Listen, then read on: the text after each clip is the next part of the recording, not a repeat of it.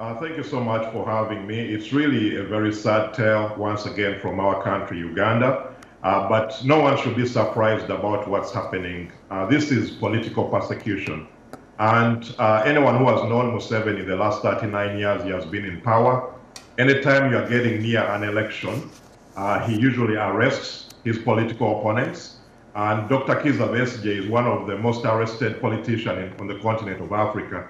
And even in this situation where he was abducted from Nairobi, he actually wasn't on Ugandan soil when he was arrested this time. He was abducted from Nairobi and driven in the middle of the night and charged before the military court-martial in Uganda. And we have seen this cycle of arrests of politicians in Uganda time and time again. Even recently, Bobi Wine, the other leader of opposition in Uganda, was arrested before the 2021 election and charged for treason, with guns and ammunition planted in his hotel room. So this is not surprising once again, and it's going to take both internal and external pressure. Internally, we have seen civil society step up. We are seeing our opposition leaders, as well as activists, also stand up and promise to have peaceful protests in Uganda.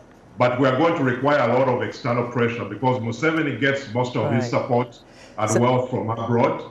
So we are going to need taxpayers in the Western world, as well as stakeholders in United States, in European Union and UK, among other nations, to step up and put pressure on the Museveni regime. Daniel, let me ask you, is there any contentious issue between President Yoweri Museveni and Kizza Besigye, who was his personal physician, that we don't know about that could be contributing to his incarceration and the treatment that he has received so far?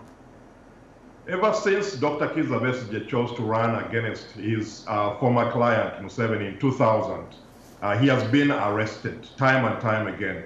So the only contentious issue really is that anyone who chooses to run against Museveni, he's arrested, he's abducted, and he's charged for treason.